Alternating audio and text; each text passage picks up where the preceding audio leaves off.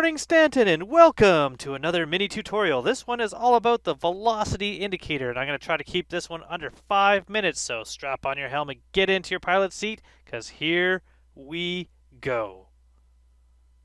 We are going to learn today a little bit quickly about the velocity indicator. Now, the velocity indicator is a very useful tool for avoiding death, for avoiding smashing into items. Now, how it works is it tells you what direction you're going in. So I'm going to start flying forwards, and I'm going to turn coupled flight off, which means I'm going to hold Alt-C, coupled flight is off. That means now no matter what I do, I'll just keep coasting. So I'm going to turn a bit, and we're going to look. And there's an arrow that has just shown up. These two arrows pointing at each other.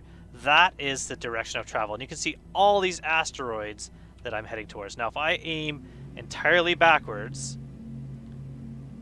there's these two arrows pointing away from each other. Those are the that is directly away from where I'm going. So I'm going backwards by aiming this way. Now you notice there's the arrows, they disappear. There's the arrows, they disappear. I don't like that.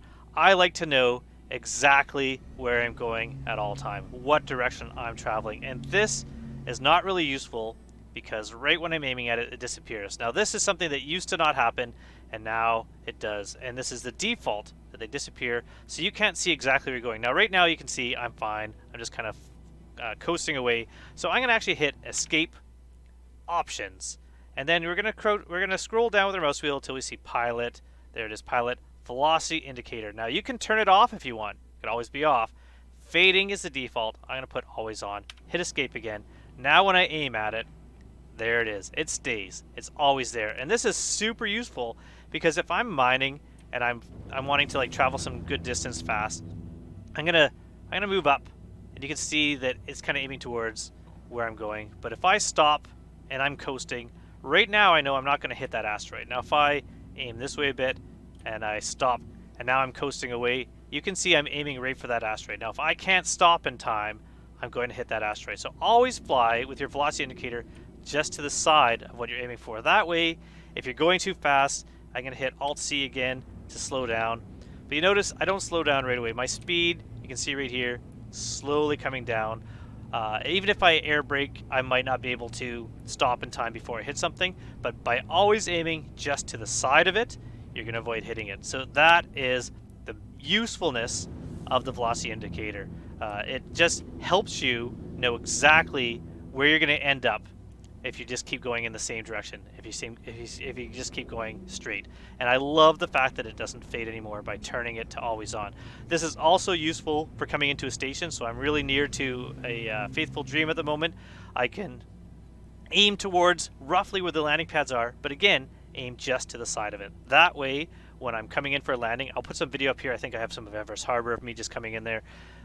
I'm aiming just above it, or just below it, or just to the side. That way, if I come in a little bit hot, I'm not going to slam the station. You're not going to blow up.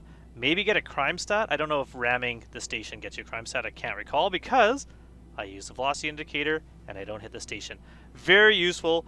Also, if you're mining in an asteroid field with a prospector, it's always good to like get your speed right up, but make sure you're not aiming towards any asteroids.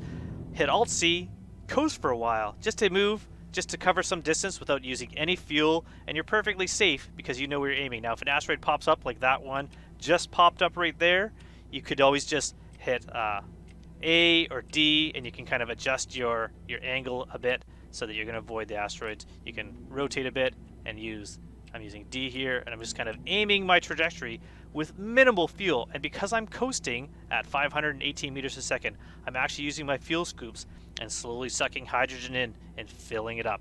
So there we are, velocity indicator, my friend and yours. Until next time, thanks for watching. Goodbye.